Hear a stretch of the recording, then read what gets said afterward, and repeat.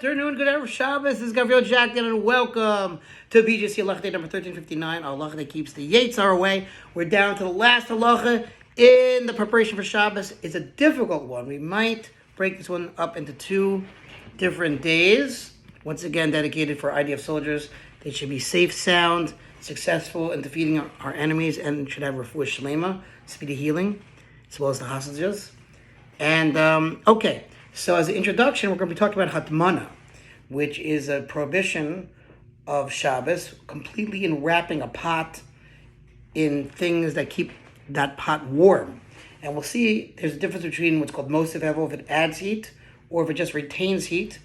If it adds heat, that's even prohibited on Friday. If it retains heat, that's only prohibited on Shabbos itself, but not on Friday. Let's see.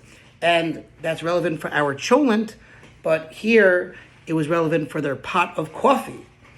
Erev Shabbos Friday, when you put a pot of coffee into a hole in the ground to retain its warmth so that it can be used on Shabbos, and cover it with pillows or similar things to keep it warm. If you put it into sand, it is forbidden to insert the whole vessel into the sand. Says the commentary, sand is called mosiv hevel, a substance that adds heat.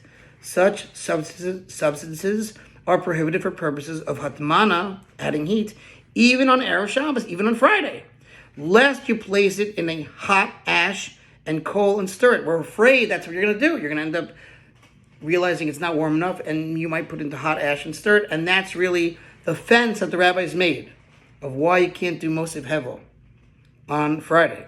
However, substances which do not add but merely retain heat are permitted on Erev Shabbos for Shabbos. They're permitted on Friday for the purpose of Shabbos. But on Shabbos itself, you may not make Hatmana, completely enwrapping, even in such substances that don't add heat but just retain heat.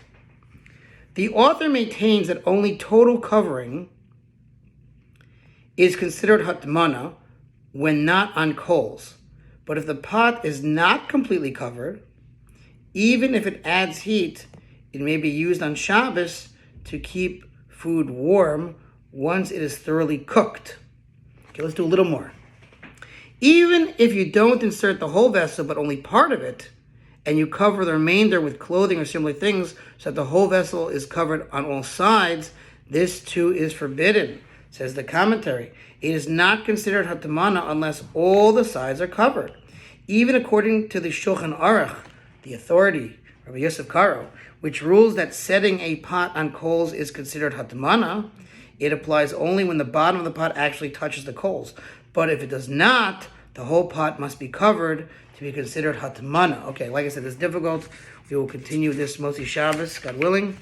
And until then, have a good Shabbos, and we'll see you tomorrow night.